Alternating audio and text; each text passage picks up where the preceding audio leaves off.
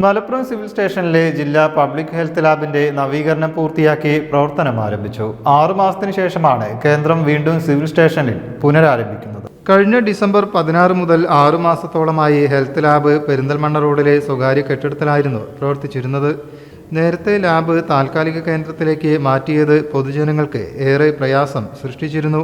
താൽക്കാലികമായി പ്രവർത്തിച്ചിരുന്ന കേന്ദ്രം കണ്ടെത്തുക ജനങ്ങൾക്ക് വലിയ കടമ്പയുമായിരുന്നു.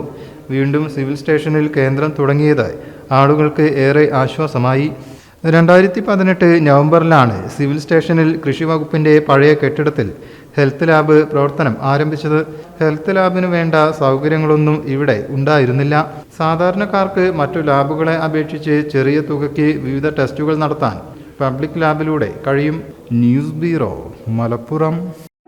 നമ്മുടെ കുബൂസ് അത് നമ്മുടെ ഗൾഫിൽ കിട്ടുണ്ടായിരുന്ന കുബൂസില്ലേ, നിനക്കിഷ്ടപ്പെട്ട ആ കുബൂസ്.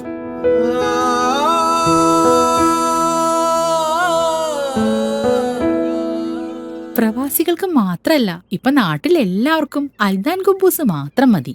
അൽദാൻ കുബൂസ് ഇപ്പൊ ന്യൂ ജനറേഷന്റെ ഇഷ്ട കുബുവല്ലേ. ഷുഗർ ഉണ്ടെങ്കിൽ ഗോതമ്പിന്റെ കുബൂസ് ആവാട്ടോ. മലയാളിയുടെ ഭക്ഷണ താല്പര്യങ്ങൾക്ക് ഇനി പുതിയ സ്വാദ്. അൽദാൻ ലെബനീസ് കുബൂസ്.